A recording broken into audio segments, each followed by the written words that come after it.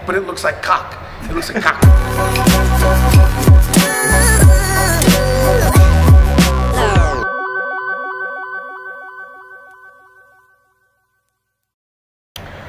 What do I like most about the role?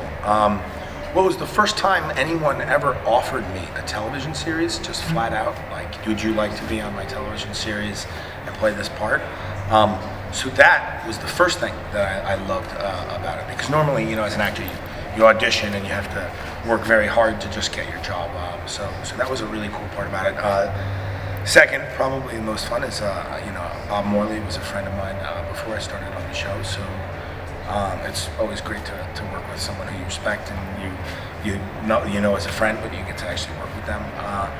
And then, you know, the third was I actually just really enjoy the show. So, you know, getting to be a part of that world and getting to speak in Trig, and, you know, I'd never really done anything it was my first, like, I guess what you want to call like post-apocalyptic or sci-fi kind of like, you know, thing that I ever really got to do. So that was really cool. I never got to live in and exist in those kind of worlds. So, you know, that all together is probably the first things that I liked about it. But there's loads more that I like about it. I mean, there's a lot to like about it. So, I mean, I don't think he did anything really that bad.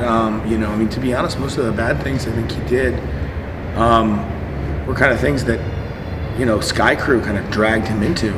You know, like, you know, to me, I don't think Roan had any interest in putting a person in a microwave in Becca's lab. You know, but I think, you know, Clark told him that this was the only way that we were going to be able to survive the future. And, you know, what does he know about microwave chambers and all that stuff? He's, you know, he's trusting the science of it. You know, I mean, I think that's kind of a commentary on how these days, you know, leaders have to trust science. They're not necessarily scientists, but they have to trust in the words of other people. So, you know, I think as far as you know, if he were a bad guy, I think he would have slaughtered.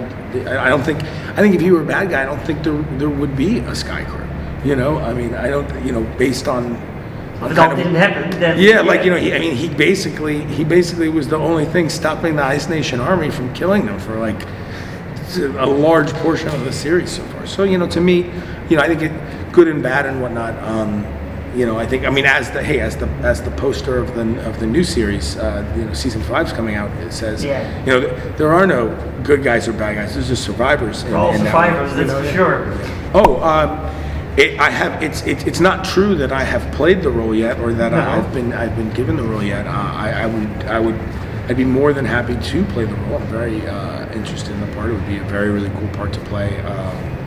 I think I'd have a lot to bring to the part. I've actually met some of the producers about it before, and you know, they haven't gotten to the part yet. I don't think where they're casting. But for anyone who would like to see me in the role, and I know a lot of people are talking about it online, keep talking about it, keep preaching them. I was just talking with them, and they were like, they're very aware of the internet buzz about all that, and I'm more than happy to play the part. Actually, I started reading the books because of the people tweeting at me. I had no idea what it was, and I started reading it, and it's really cool. I mean, what a world that's created within that. And I know there's the video game as well, which I started playing a little bit of, and I love that because, you know, I mean, fighting video games and stuff like that are pretty cool for me. So yeah, I love it. The rumor that I'm playing the part is not true, but the rumor that I'm interested in is. I think I took my first acting classes, you know, in kindergarten and first grade. The school I went to had a very active arts department, an arts program. So I mean, it depends on what you kind of define as the first acting someone does, but that was, you know, my first time doing it. I did it forever in school, and I did my first play, I think, in the 4th grade play. I did The Wind in the Willows. I played Badger. I don't know if you know Wind in the Willows, but I played Badger in that. It was my first play, and then in 5th grade I did. I played Perseus in one of, you know, in that, and I absolutely loved it, and continued to be both an athlete and play sports and do theater in school. You know, like in my high school, I was like the captain of the football team and like one of the leads in the winter musical. Like, you know, that's just kind of the guy I was. And then when I graduated college, I was a theater major in college, and when I graduated, I decided to pursue it professionally, and I got my headshots taken and started the road to where I am today, which was long and took a lot of hard work. I think the same tips I would give about being an actor are the same tips I'd give about anything, about trying to be anything. Really just figuring out a way to present the most, to be the best that you can be at whatever it is you're trying to do. As an actor, there's a lot of different skill sets, and there's a lot of different ways you can navigate the career. But the best piece of advice I ever got was from Philip Seymour Hoffman, who's one of my favorite actors of all time. And he said to me, he said this. He said, I ran into him on a subway in New York City when I was doing like a off-Broadway play somewhere. And I was reading my lines, and he looked at it and smiled. I was like, Philip Seymour Hoffman, oh my God, I love your work. Any advice for a young actor? And he said, first everyone will tell you you're stupid and you should quit.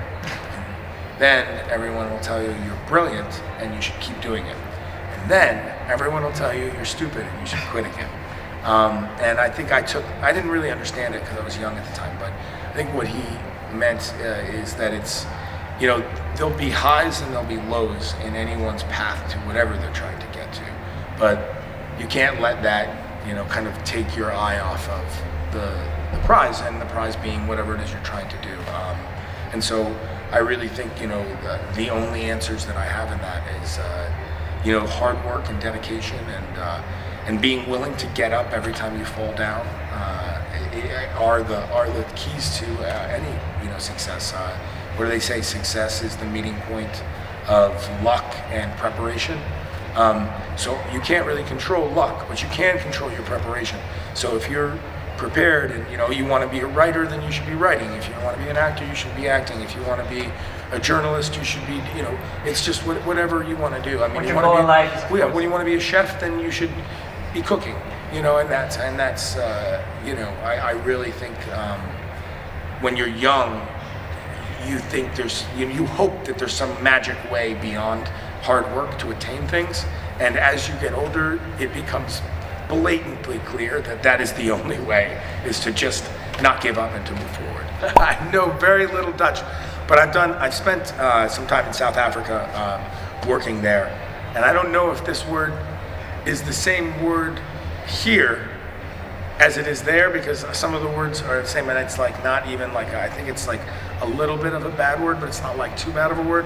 But in South Africa, like when like when you're doing your costume or something, like and something breaks, but the costume designer's trying to fix it, but the director doesn't have time to wait for that, and the director wants to shoot regardless of the thing. The costume designer would be like, but it looks like cock. It looks like cock. And so in my language, cock means something very different, but in that language, at least there, I don't know if that's here, it means like it looks like shit, like it looks like a turd. But that's like my cock. Cock. It looks like cock, like when you get shoot, it looks like, and you gotta fix the shoot, So that's kind of like my favorite word, and I actually say it sometimes because I spent so much time in South Africa. Like I'll say it, and in America, no one will know what. They're like, what is? It means something totally different. So that's kind of like my favorite word. Cock is my favorite word.